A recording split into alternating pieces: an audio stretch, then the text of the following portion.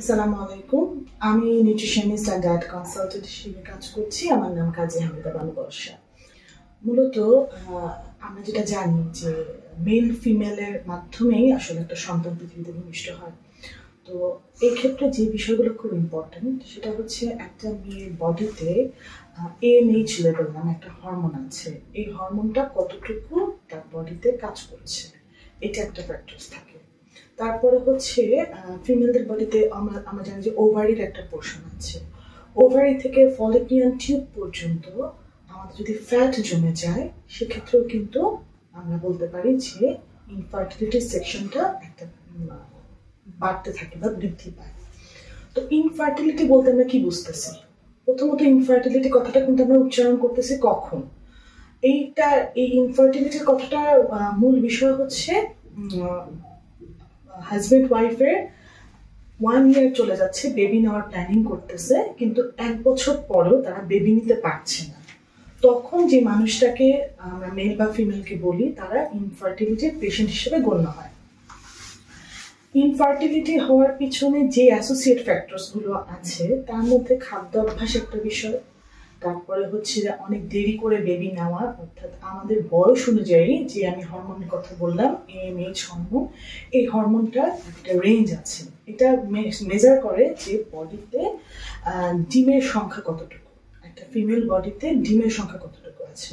তো আমরা জানি যে একটা শুক্রাণু থেকে একটা ডিম্বাণুর মাধ্যমেই তো একটা সন্তান পৃথিবীতে ভূমিষ্ঠ হচ্ছে। তো ওই ডিম্বাণুটা আসার আগে তলপেটে আমাদের ফ্যাট কতটুকু জমা হয়। তলপেটে ফ্যাট অনেকেই বলে স্টারভেন ফ্যাট, তলপেটে ফ্যাট, এটার কারণে একটা সমস্যা হতে পারে। এর মধ্যে আরেকটা মেইন ফ্যাক্টর হচ্ছে PCOS, যেটাকে পলিসিস্টিক ওভারিয়ান সিনড্রোম বলে। এই PCOS প্রবলেমটাও কিন্তু আসলে ফিমেলদের ইনফার্টিলিটির একটা সেকশন। এখন আসি মেল ইনফার্টিলিটি নিয়ে। ঘুম, খাদ্য অভ্যাস, অনিয়মিত চলাফেরা, হ্যাঁ, এবং নিজের প্রতি অযত্ন, এটাও কিন্তু পুরুষদের ইনফার্টিলিটি হওয়ার একটা বড় বিষয় হয়ে কাজ করে। সো আমরা অ্যাজ এ ডায়েটিশিয়ান আমি যে ফুডগুলোর কথা বলে থাকি ইউজুয়ালি, প্রথমত হচ্ছে একটা আইডিয়াল বডি ওয়েটে তাকে আসতে হয়। সেক্ষেত্রে তাকে অবশ্যই গুড ফ্যাটগুলো গ্রহণ করতে হবে, যেটা LDL লেভেল অর্থাৎ কোলেস্টেরল লেভেলকে কমাবে। এক্ষেত্রে avocado, olive oil, canola oil এগুলো খুব বেশি ইফেক্টিভ।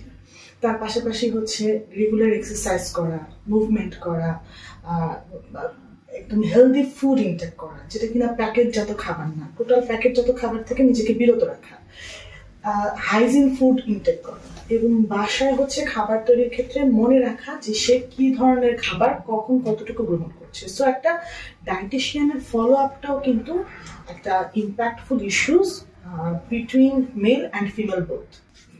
বেসিক্যালি কিন্তু আয়রন একটা ইফেক্ট, আমাদের বডিতে হিমোগ্লোবিন, আয়রন ইস্যুস একটা ব্যাপার আছে ফিমেলদের ক্ষেত্রে।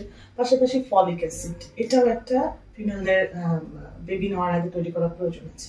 সো এক্ষেত্রে যেটা হয় যে আমরা এই ফুডগুলো ইনটেক করছি না, মানে এগুলো আমরা বুঝে ইনটেক করছি না, না বুঝে ইনটেক করছি, বা এগুলো খাওয়ার প্রতি আমরা যে ন্যাচারাল সোর্স থেকে ফুডগুলো নিব সেগুলো না নিয়ে আমরা সাপ্লিমেন্ট হিসেবে নিচ্ছি, সেটাও আসলে একটা কারণ হয়ে থাকে।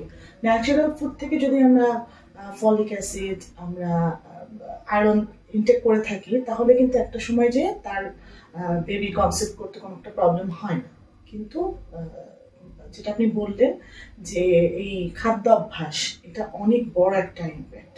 অর্থাৎ আমাদের যদি বাইরের খাবারের প্রতি, আমাদের যদি নিজেদের শরীরের প্রতি অযত্নশীল থাকে এবং ওয়েট যদি ডে বাই ডে গেইন করতে থাকে, তলপেটে যদি ফ্যাট জমে যায়, সেক্ষেত্রেও ইনফার্টিলিটি সেকশনটা আছে। আর আরেকটা বিষয় হচ্ছে ফলিপিয়ান টিউবে যদি আপনার ফ্যাট জমে যায়, সেক্ষেত্রে ইনফার্টিলিটি সেকশনটা বেশি থাকে।